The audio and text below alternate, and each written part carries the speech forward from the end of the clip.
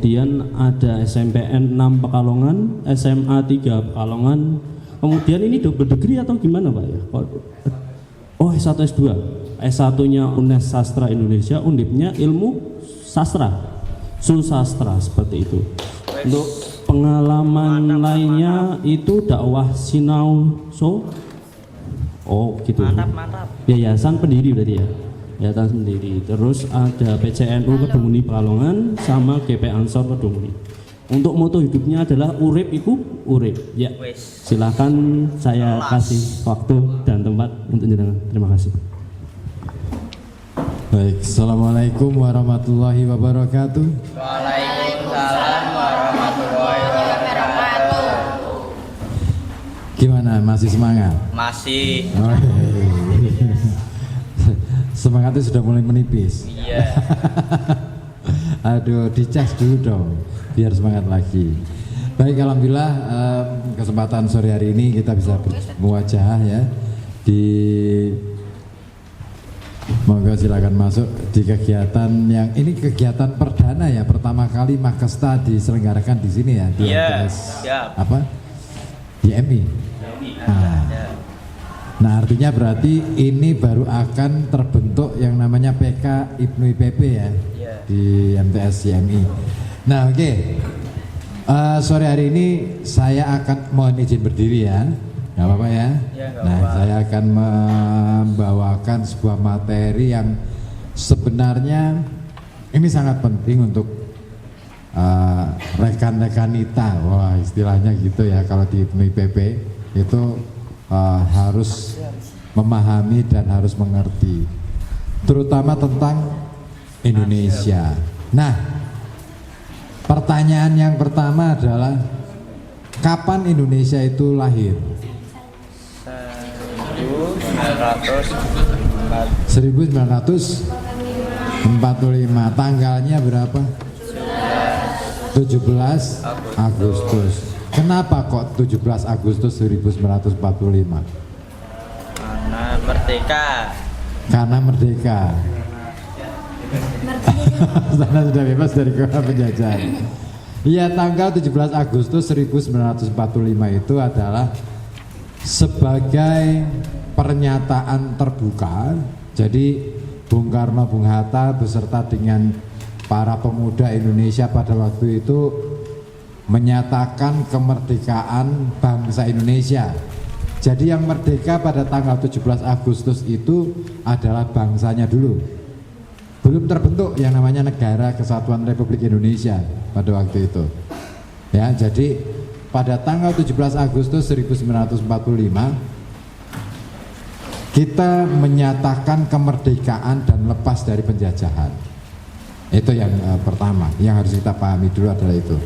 Nah, baru setelah menjadi merdeka, menjadi bangsa yang merdeka, yang kemudian disebut sebagai bangsa Indonesia, itu sehari setelahnya baru dibentuklah pemerintahan melalui rapat BPUPKI pada waktu itu, yang akhirnya membentuk yang namanya Undang-Undang Dasar 45 sampai yang sekarang kita anut sebagai dasar hukum Republik Indonesia.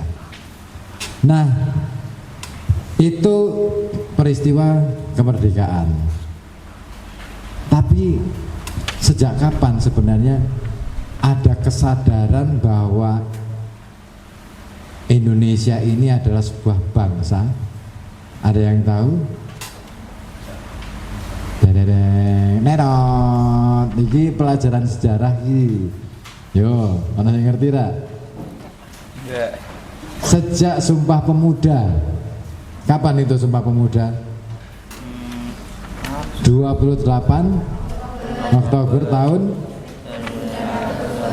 1928. Nah, di Sumpah Pemuda itu para pemuda di Indonesia pada waktu itu yang dulu namanya pemuda Madura, pemuda Jong Java, Jong Celebes, Jong Borneo, Sumatera dan lain sebagainya, itu bersepakat bahwa tidak ada lagi penyebutan bahwa Aku orang Jawa, kamu adalah orang Madura. Aku orang Sunda, kamu adalah orang Betawi. Aku orang Betawi, kamu adalah orang Bali. Aku orang Bali, kamu adalah orang Makassar, dan lain sebagainya. Semua menjadi sepakat bahwa identitas baru yang disematkan kepada pemuda pada waktu itu, orang-orang yang lahir di tanah negeri ini disebut sebagai orang atau mendaku sebagai bangsa Indonesia. Makanya ada tiga butir dalam Sumpah Pemuda itu. Ada yang tahu apa aja? Ayo. Ini pernah diajari dia sih ning sekolah dulu. Kami putra putri Indonesia bertanah air satu, tanah air Indonesia. Terus mengaku berbangsa yang satu, bangsa Indonesia. Dan yang terakhir apa?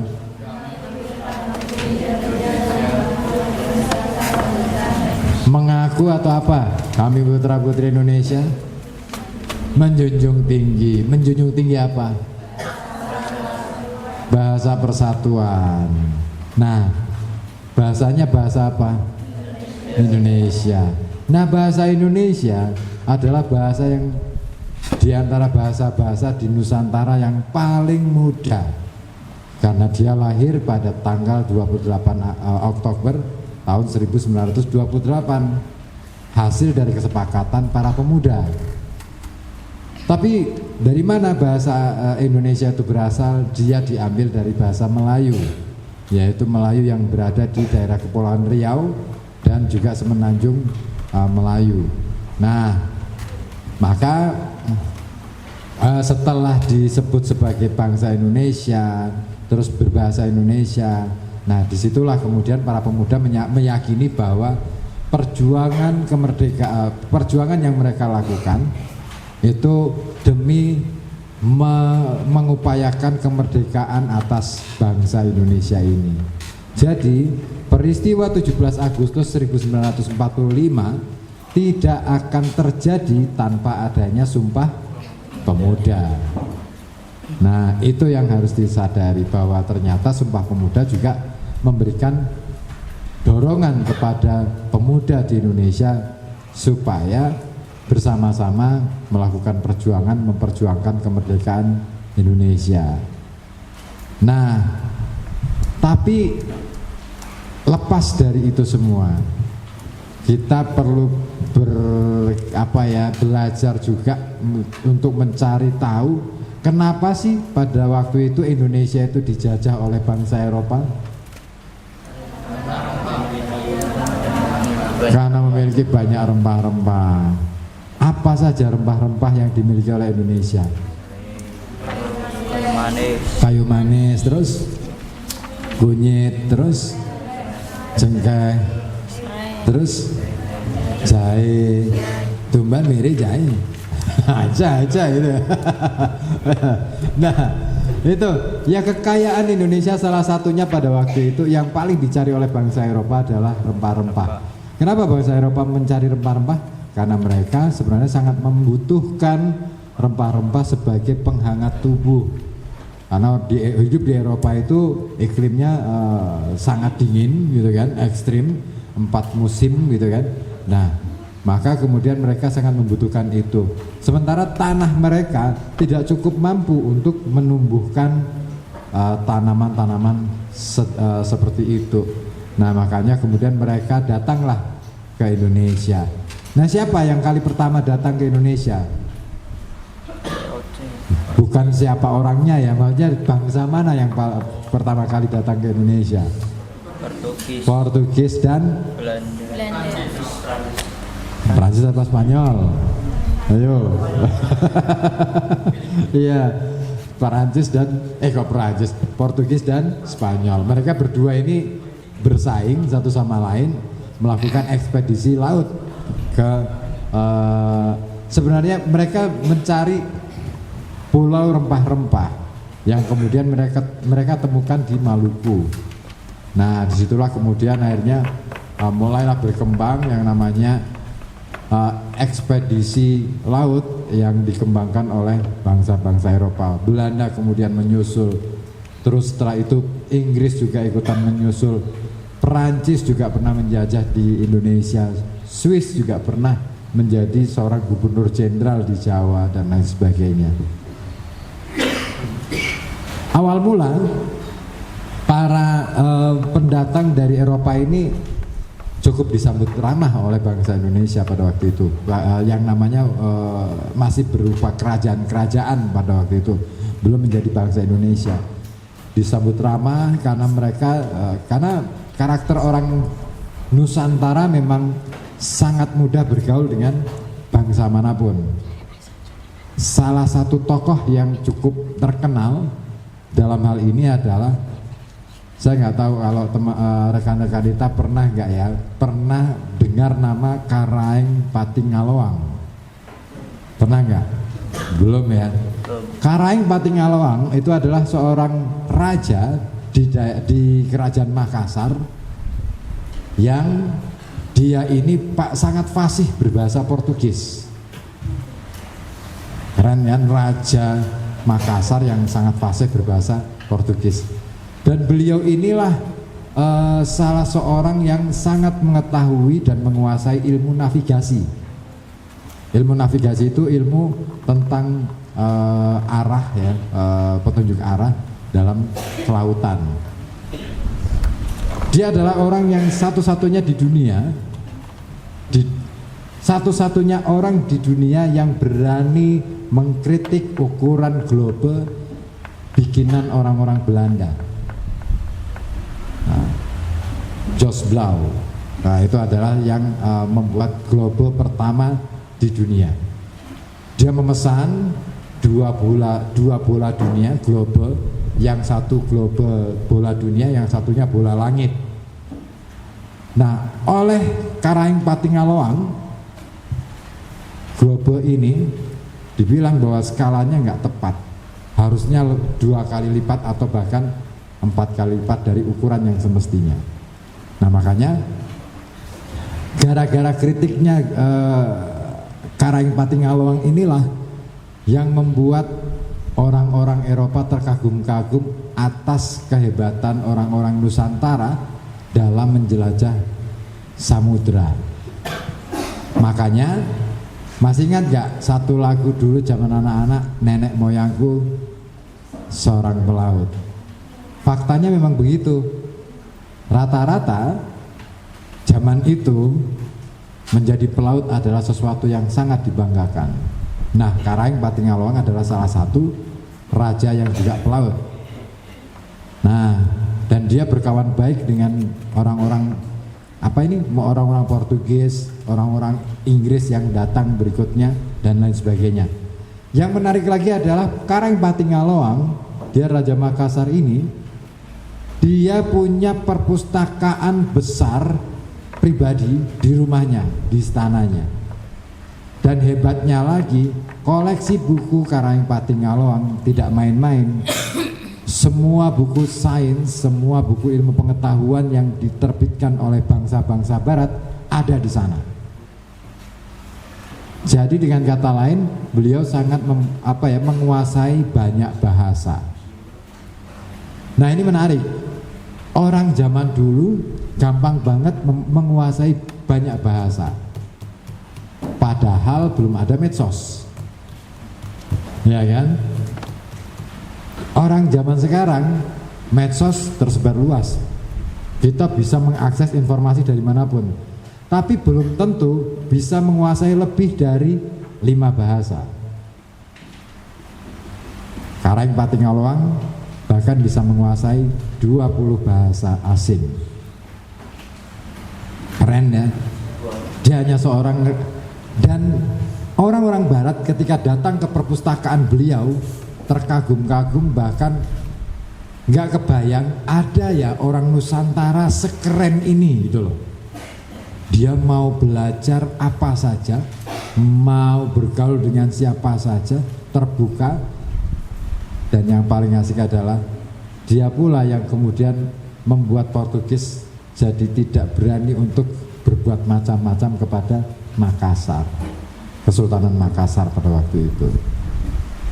Nah, ini baru Karang Patingaloang, seorang pelaut. Ada pelaut lain yang juga keren, nggak kalah keren. Namanya baru dikukuhkan oleh UNESCO untuk diperingati sebagai hari lahirnya, untuk diperingati sebagai hari internasional. Namanya, dan ini bukan laki-laki, perempuan. Seorang laksamana laut tapi perempuan, satu-satunya di dunia yang pertama kali muncul sebagai laksamana seorang perempuan itu ada di Indonesia. Ketika bangsa-bangsa Eropa semua laksamananya adalah laki-laki, semua pelautnya adalah laki-laki, kita sudah punya yang perempuan. Asalnya dari Aceh. Namanya adalah Sultanah Kumala Hayati. Nah, namanya kemudian diabadikan di UNESCO hari ini. Keren ya. Jadi Indonesia diam-diam itu punya prestasi seabrek berkenaan dengan kebudayaannya dan sejarahnya. Ada dua nama tokoh yang kemudian dikukuhkan dan diakui oleh UNESCO sebagai tokoh internasional, yaitu Aan Nafis sebagai sastrawan dunia, dan yang satunya lagi adalah Kumala Hayati. Nah, Kumala Hayati ini dia seorang anak raja di Kesultanan Aceh waktu itu, dan beliaulah yang langsung berhadapan-hadapan perang di laut dan melakukan perlawanan terhadap Belanda dan juga Portugis pada waktu itu. Nah, sayangnya di akhir hayatnya beberapa kali peperangan dia menang, tapi di akhir hayatnya dia kalah karena ada permainan licik yang dilakukan oleh Belanda pada waktu itu. Nah, itu kenapa saya ceritakan dua tokoh ini, karena saya ingin ngomong bahwa orang zaman dulu itu punya nyali yang luar biasa. Teman-teman ada yang pernah naik kapal?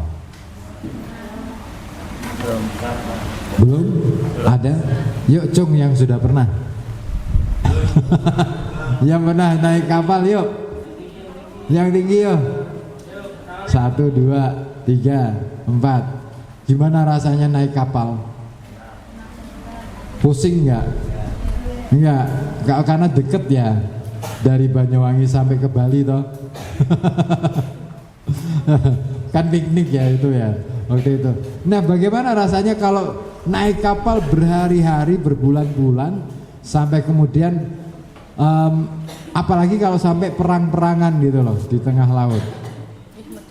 Bayangin kalau teman-teman hanya sebatas nyebrang laut, nyebrang selat ya, selat Bali itu 45 menit itu nggak ada nggak ada 1 jam gitu. Nyebrang itu kan dia kalau di Selat Bali itu kan harus agak muter ya, karena arus di Selat Bali itu cukup deras, maka harus ngikutin arus dulu untuk menyelamatkan. Kalau langsung terabas saja, itu pasti kapalnya oleng. Nah, tetapi perjalanan laut yang dilakukan oleh para laksamana ini bisa sangat berhari-hari, berbulan-bulan, sampai kemudian bertemu dengan kapal-kapal perang. Perang di darat gampang, umpetannya enak. Perang ning laut, tak umpetannya ning di nyilem, kecaplok hiu. Iya kan? Butuh mental untuk bisa sampai ke arah itu. Makanya ini yang harus ditekankan kepada rekan-rekan kita semua, bahwa perjuangan yang teman-teman ini lakukan hari ini belum ada apa-apanya dengan mereka-mereka yang sudah berjuang dan bahkan merelakan nyawanya dicabut dalam peperangan. Orang main-main loh, perang ning laut loh, nah. Perang ning darat iki gampang, ngumpetan sih iso. Ngumpetan ning omahe tangga, apa ning warung apa piye karo mangan apa tuku es teh jumbo apa piye no. Ya kan? Leren sithik iso gitu loh. Ngumpet ning kebon, ngumpet ning ndi. ning laut ki lho bayangno. Kira-kira umpetane ning ndi angel. Nek wis kepergok karo pasukan sudah selesai. Nah, itu perjuangan para pahlawan kita luar biasa dahsyat, tidak main-main. Nah, makanya penting bagi rekan-rekan kita semuanya menyadari bahwa Indonesia hari ini bisa seperti sekarang ini tidak lain karena perjuangan para pahlawan kita yang sudah mendahului. Dan kita enak-enak saja sih menikmati apa yang bisa kita nikmati di era kemerdekaan. Sementara mungkin Mbah Buyote Mbah Buyote jenengan semua ya, itu nggak pernah loh bisa menikmati kemerdekaan di negerinya. Beliau berjuang mati-matian, wis donge arep merdeka, wis mati dhisik.